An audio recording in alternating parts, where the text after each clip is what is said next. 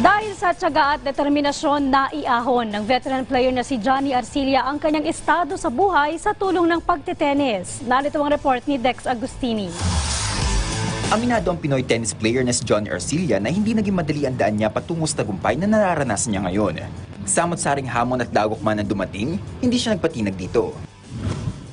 Father ko talaga ang hilig mag-tennis. Talagang siya nag-push sa akin na para ako gumaling. Si Papa kasi that time, parang number 1 siya sa Mindanao eh. Hindi na siya nagpunta ng Manila kasi nga magastos, galing.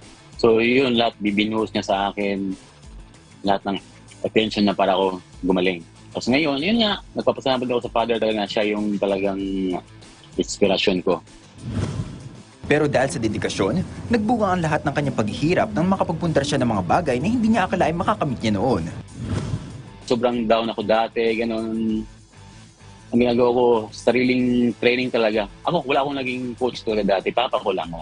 Talagang, dati magastos, ikaw man kaya yun. Basta yung pag-time na yun na gumaling ka na, ang dami ng lalapit sa'yo.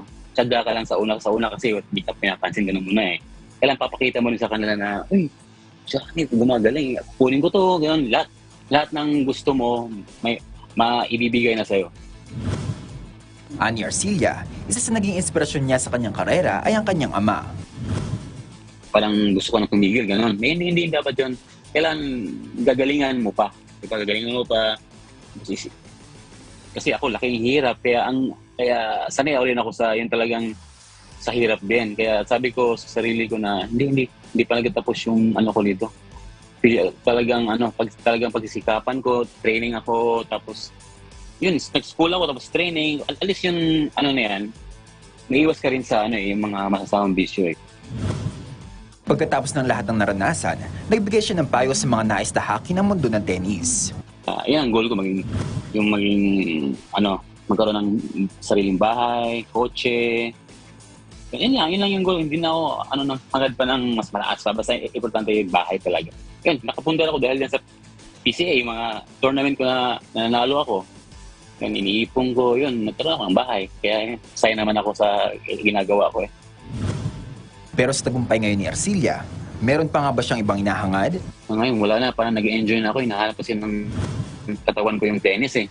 Sa PCA kasi, yung court ko talaga dati. Kasi dyan ako ang dami kong panalo dyan. Sa single, saka doubles. So ako, parang parang yung hinahanap ng katawan ko yung competition talaga. Lalo mga big tournament, gano'n. Kasi ako, nadaanan ko na yung mga SEA Games, Asian Games, Davis Cup, gano'n. So, lang ako ngayon? Pagka sa akin, tangal na lang sa akin. Sa ngayon ay isa sa mga pinaghahandaan ni Arcilla ang men's single ng 2022 Philippine Colombian Association o PCA Open. Dex Agustini, PTV Sports.